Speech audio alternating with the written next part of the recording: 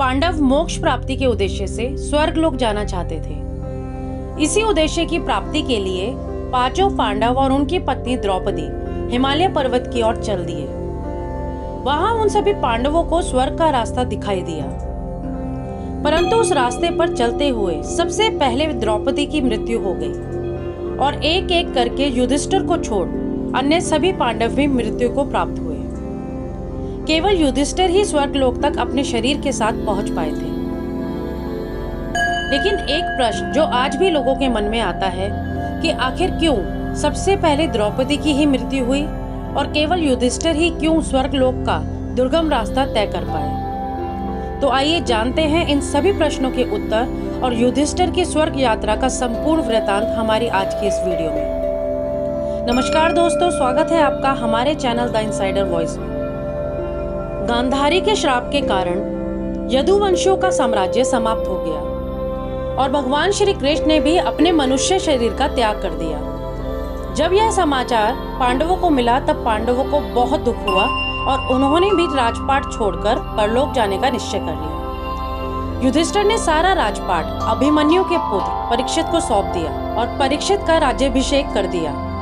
उसके बाद सभी पांडव अपनी पत्नी द्रौपदी सहित अनेक तीर्थों, पवित्र नदियों व महासागरों की यात्रा करते हुए लाल सागर के किनारे पहुंचे। अर्जुन ने अपने गांडीव धनुष और तरकश का त्याग नहीं किया था। तभी वहां अग्निदेव उपस्थित हुए और अर्जुन को गांडीव धनुष और तरकश का त्याग करने के लिए कहा और उनके आदेश पर अर्जुन ने ऐसा ही किया। पांडवों ने पृथ्वी की परिक्रमा करने का मन बनाया और उत्तर दिशा की ओर चल दिए। यात्रा करते हुए वे हिमालय पर्वत पर पहुंच गए, जहां उन्हें केदारनाथ में भगवान शिव के दर्शन हुए, जिसके फलस्वरूप वे अपने भाई बंधुओं की हत्या के पाप से मुक्त हुए। फिर कुछ दूर चलने के बाद उन्हें बालू का समुद्र दिखाई दिया। उसे पार करने के बाद उन्हें नीरू पर्वत के दर्शन हुए और वहीं से उन्हें स्वर्ग का रास्ता दिखाई दिया। वे सभी तेजी से आगे बढ़ने लगे। रास्ते में ही उन्हें एक कुत्ता भी मिला। वह कुत्ता भी उनके साथ आगे बढ़ने लगा। कुछ दूर आगे चलने के बाद द्रौपदी आगे नहीं बढ़ पाई और वहीं लड़खड़ाकर गिरकर उसकी मृत्यु हो गई। द्रौपदी को गिरते देख भीम ने युधिष्ठिर से प्रश्न किया कि द्रौपदी ने कभी कोई पाप नहीं किया, सदा धर्म का पालन किया, तो फिर द्रौपदी आगे क्यों नहीं बढ़ पाई? तब युधिष्ठिर ने कहा कि द्रौपदी ने विवाह हम पांचों पांडवों से किया था, परंतु वह प्रेम सबसे ज्यादा अर्जुन से करती थी। यह कहकर युधिष्ठिर आगे बढ़ गए। कुछ दूर चलने के बाद सहदेव भी गिर पड़े। तब युधिष्ठिर ने बताया कि सहदेव स्वयं को सबसे बड़ा विद्वान समझते थे। स्वयं के सामने वे किसी और को बड़ा नहीं समझते थे। इसी दोष के कारण वे स्वर्ग लोक तक नहीं जा सके और कुछ देर बाद नकुल भी गिर पड़े। तब भीम के पूछने पर युधिष्ठिर ने बताया कि नकुल को अपने रूप पर बहुत अभिमान था, इसीलिए उनकी ये दुर्दशा हुई। कुछ देर बाद अर्जुन भी गिर पड़े। तब युधिष्ठिर ने भीम से कहा, अर्जुन को अपने पराक्रम पर बहुत अभिमान था। वो एक दिन में अपने पराक्रम से हजारों शत्रुओं को मारने की बात करते थे, परंतु ऐसा अर्जुन नहीं कर पाते, इसीलिए अर्जुन भी स्वर्गलोक नहीं जा पाए। और थोड़ी ही देर बाद भीम भी गिर पड़े। तब युधिष्ठिर ने भीम को बताया कि तुम बहुत खाते थे और अपने बल का झूठा प्रदर्शन करते थे, इसीलिए तुम्हारे साथ भी यही हुआ। यह कहकर युधिष्ठिर आगे चल दिए और वह कुत्ता भी युधिष्ठिर के साथ चलता रहा। कुछ ही देर बाद इंद्र अपना रथ लेकर रास्ते में आ गए और युधिष्ठिर से रथ पर बैठकर स्वर्ग लोक चलने के लिए कहा। तब युधिष्ठिर ने कहा, क्या आप मेरे भाई और पत्नी को स्वर्ग लोक लेकर चलेंगे?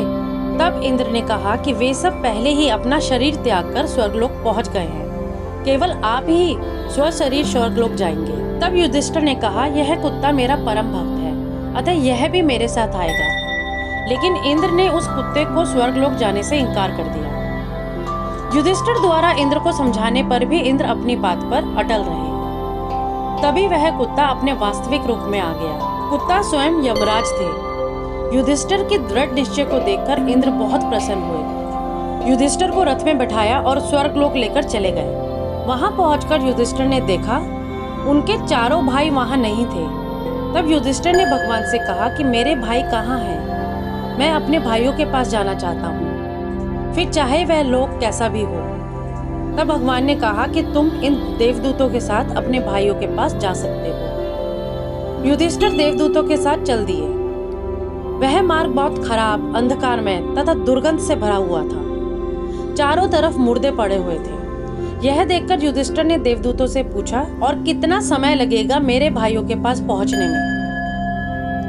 तभी वहां लोगों के रोने की आवाजें आने लगी, और वह आवाजें उनके चारों भाइयों की थी जो उनसे रुकने के लिए कह रहे थे। तभी युधिष्ठिर ने जाने से मना कर दिया और कहा, यदि मेरे यहाँ रहने से मेरे भाइयों को सुख मिलता है तो मैं यहीं रहूंगा। तभी देवदूत इंद्र के पास गए और सारी बात इंद्र को बताई। कुछ देर बाद वहाँ सारे देवता प्रकट हुए। देवताओं के आते ही दुर्गंध दूर हो गई और सुगंधित खुशबू आने लगी। तभी इंद्र ने बताया कि तुमने अश्वत्थामा की मृत्यु के विषय में झूठ बोला था, इसीलिए तुम्हें भी नरक में कुछ देर का चलावा झेलना पड़ा। अब तुम स्वर्गलोक चलो और तुम्हारे भाई पत्नी सब वहीं हैं।